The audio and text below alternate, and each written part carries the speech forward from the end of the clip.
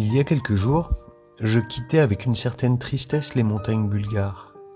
Même toutes mouillées de tant d'orages, elles avaient réveillé cette ivresse qui vous gagne quand vous vous retrouvez face à une forme de l'immensité. Est-ce le trop grand qui allume ce magnétisme? Est-ce l'élévation d'une telle concentration de matière qui attise ce flux d'énergie stimulante? J'aime les montagnes. Résigné, désormais happé par une immensité à 2 dimensions, je dévalais les dernières pentes, à pleine vitesse vers la plaine. Cap au sud. C'était comme écrit, 60 km et hop, un nouveau saut culturel. La Turquie était juste là. Deus ex machina, jeu du hasard, appelez ça comme vous voulez, mais le voyage a cela de fabuleux quand il se met à souffler si fort sur votre destin que la destinée, la destination, se retrouve bouleversée, tout autant que le voyageur d'ailleurs. À bâbord toute, Ricardo. Escale dans ce havre de paix d'Anton Edea d'abord, puis l'envie de plonger dans l'eau iodée de cette mer qu'on dit noire. Un détour de 300 km. On croit la faire boucler, ou la parenthèse sur le point de se refermer, et puis je commence à comprendre que quelque chose de grand est sur le point de se jouer. Je réalise que je suis en train de plonger dans 10 000 km² de forêt. Après l'iode, c'est la chlorophylle qui revêt le costume d'immensité, habillant les montagnes du parc naturel de Strandzha. Je sais pas si vous arrivez à vous imaginer ce que ça peut faire que de parcourir déjà 30 km de forêt, plein de fougères, plein de chants d'oiseaux. Bah en plus une ville. Oh là là là là là là. On a Costi. Salut Costi. Costi, son dynamisme légendaire. Oh si c'est pas joli ça. Oh là là là là là là là. Y'a quelqu'un? Costi, réponds-moi. Ouais, je suis un peu déçu, je repars de Costi où il n'y avait rien. Il n'y a rien. J'ai même pas vu quelqu'un. Ah, il n'y a même plus de route.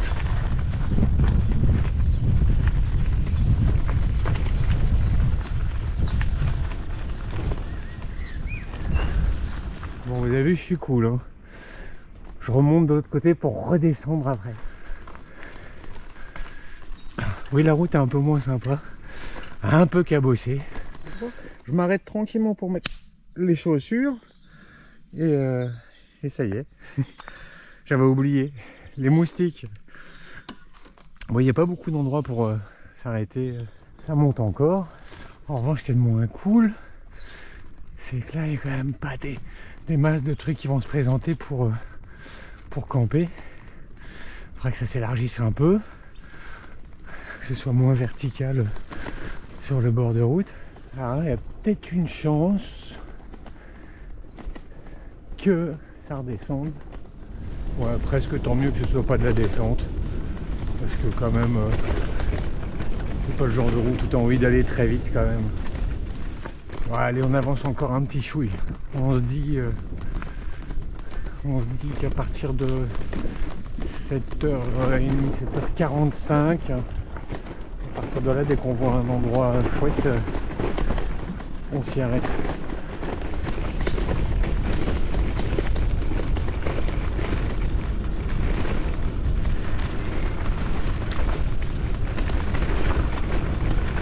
Ça fait 70 jours que Ricardo et Greg sont dans la forêt.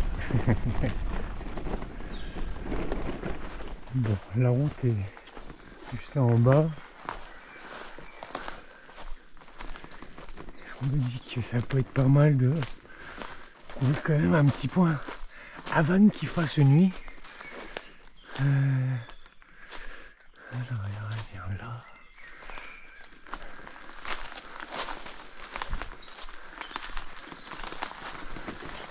Là, c'est décidé, ce sera là. D'accord, Ricardo? Ça marche. Bon, avec le petit coucou du coup en direct du parc national de Bulgarie, pas très loin de la frontière turque, mais quand même avec encore du chemin. Et puis bah, on est prêt, hein.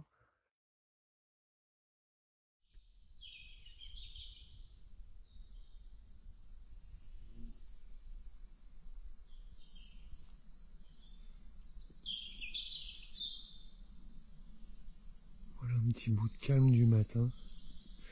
Une nuit bien confortable dans ce parc. Vaste, très vaste. Et ça va être le redépart pour cette journée du dimanche. Je viens d'avoir un petit contrôle de gendarmerie. Tout très sympathique, hein. Mais là on est très proche de la frontière turque, donc eux sillonnent. Et eux me disaient non, c'est pas la route, il faut repartir à Kosti et puis prendre une autre route. Ici c'est dangereux, la route est mauvaise. Au début je leur ai montré le trajet que je voulais faire. Et puis après moult discussions, ils m'ont dit bon bah vas-y. Du coup je sais pas à quoi m'attendre. Mais je me voyais pas repartir 1 kilomètre en arrière. J'espère que ça va être correct. Là, pour l'instant là, le chemin ça va. Mais il ne faudrait pas que ça empire de trop. Bon, bah souhaitez-moi bonne chance parce que j'ai plus qu'un demi-litre d'eau. Le doute s'installe dans la tête du voyageur. Que va-t-il se passer? En fait, voilà 1 kilomètre que je longe des barbelés. Alors, je m'attendais qu'il y ait des champs ici. Donc, si ça se trouve, c'est la frontière avec la Turquie. Donc, effectivement, j'aurais encouragé tout le monde à venir se balader ici tellement c'est beau. Bon, là, je me dis, on va attendre un petit peu. Parce que là, j'avance, mais j'espère qu'il n'y aura pas le moment où il faudra faire demi-tour et se retaper toute la route à l'envers. Ça se confirme. Je regardais sur la carte, c'est vraiment le moment où je suis le plus près de la frontière turque. Et ça doit faire plus de 10 km que je suis les barbelés, donc il y a des chances que je sois ça, que ce soit ça. En revanche, si ça continue comme ça va. Et j'ai passé quand même un gros bout du parc. Je sais pas combien de kilomètres il reste jusqu'à la prochaine ville qui marquera la sortie. Mais j'espère qu'on tient le bon bout et que ça va rester surtout stable sur les conditions de circulation. Bon, et quand même, au beau milieu de tout ça, il y a une terrasse pour me prendre un petit café. Ah non. Non, en revanche, ça doit être un point de surveillance. Mais nous, ce qui nous intéresse, c'est que ça fait un panorama.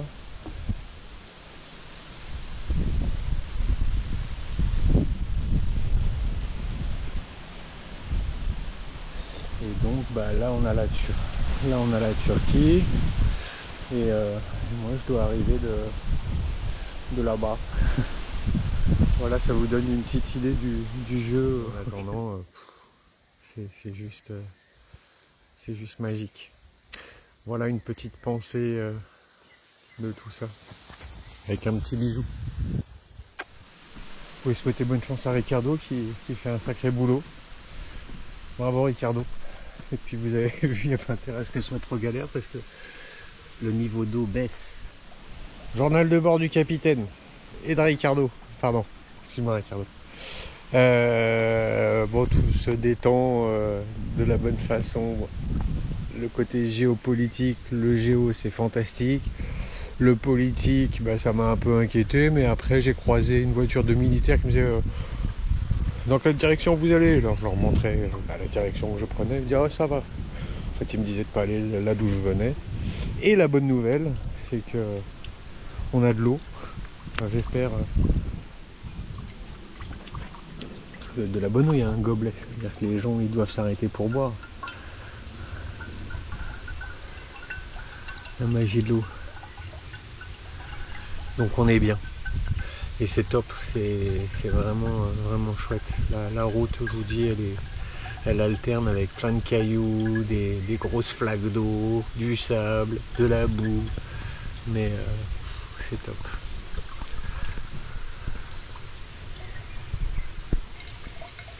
On va quand même voir si elle est bonne. Délicieuse. The best water ever.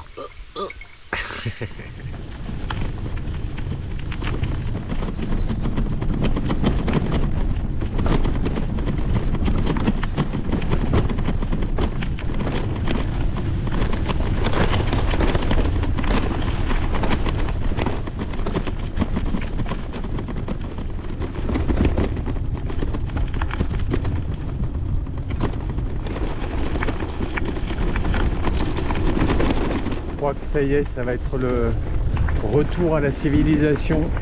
Oh, et... oh bah ça a un peu de tristesse de retourner sur la route.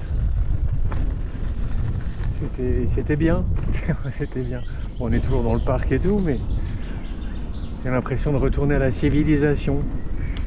Ouais, c'est riche, hein, c'est fort tout ce qui peut se passer en énergie dans une forêt comme ça.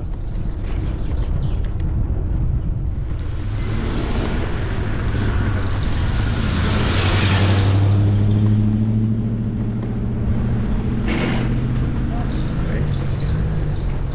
Bon, ça vous donne une petite idée des rares rencontres qui se passent ici.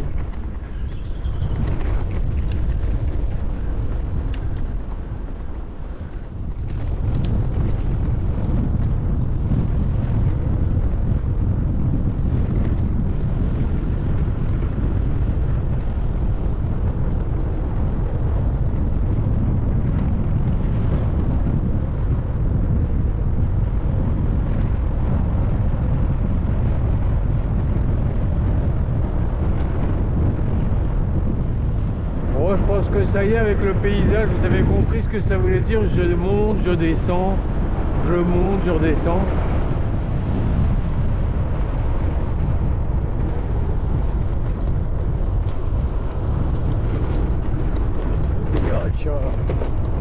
Il faut gérer les virages et les trous.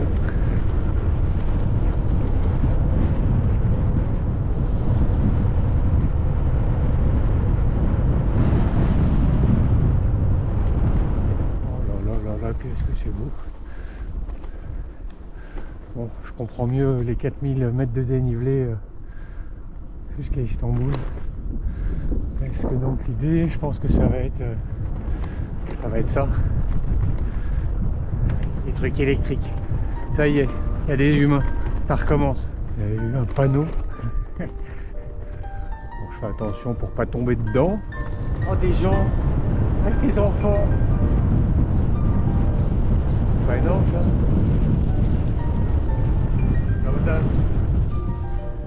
Une ville médiévale, je crois. Je reconnais le style carolingien.